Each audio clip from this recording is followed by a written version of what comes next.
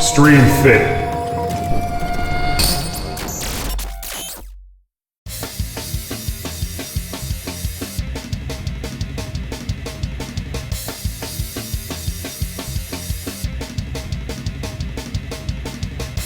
We'll start with the skier swing. Now, the traditional kettlebell swing is done with the weight in between the legs like this. Hinging at the hips. Now, the issue with this is most people have poor hamstring mobility, so they end up squatting to get the exercise, and that's not what we want. So, one really cool tweak is to do what's called the kettlebell skier swing, which has you put your feet closer together, which makes it hard to squat, so it almost kind of cheats you into the right position with the weights on the outside. So that's the setup. I'm then gonna get my feet about hip width apart, and it's called the skier swing because at the end range of motion, you look like a downhill skier.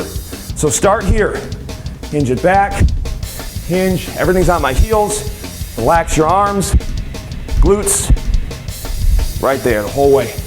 Really reach it back to the wall, make sure we don't hyperextend. The top we finish in a nice stand, squeezing the butt, pushing the heels into the ground. The more you reach back, the better that will look.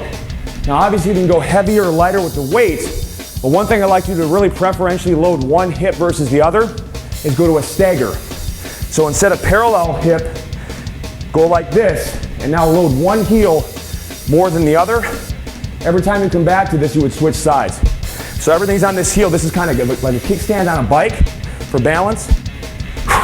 And now one glute and hip hamstring area is really doing the work. So that's the way to make it harder without having to actually increase the weight of the kettlebells that you're using. Hip it back, hips, load that heel, reach, all right? And then we switch sides. Now you pair that up, that works your entire backside with an exercise that works your entire front side. So kettlebell mountain climber. Put both bells down, one hand in each bell. We start with a push-up hold first to lock in the ultimate, that nice tight core position. Lock the shoulders down, brace the core, squeeze the butt. Start there. In level 2, we slowly add one knee in at a time without flexing the back. So don't do that. Also don't let the foot touch, which also promotes flexion of the spine. You're trying to move at the hip without moving at the back. And because these kettlebells are unstable, your shoulders are working really hard to stabilize as well. I make it harder by now adding a faster knee in. I can do a push-up with the elbows in every couple reps to further increase the difficulty.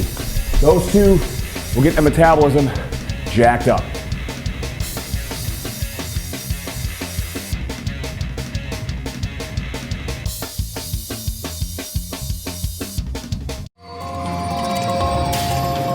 StreamFIT.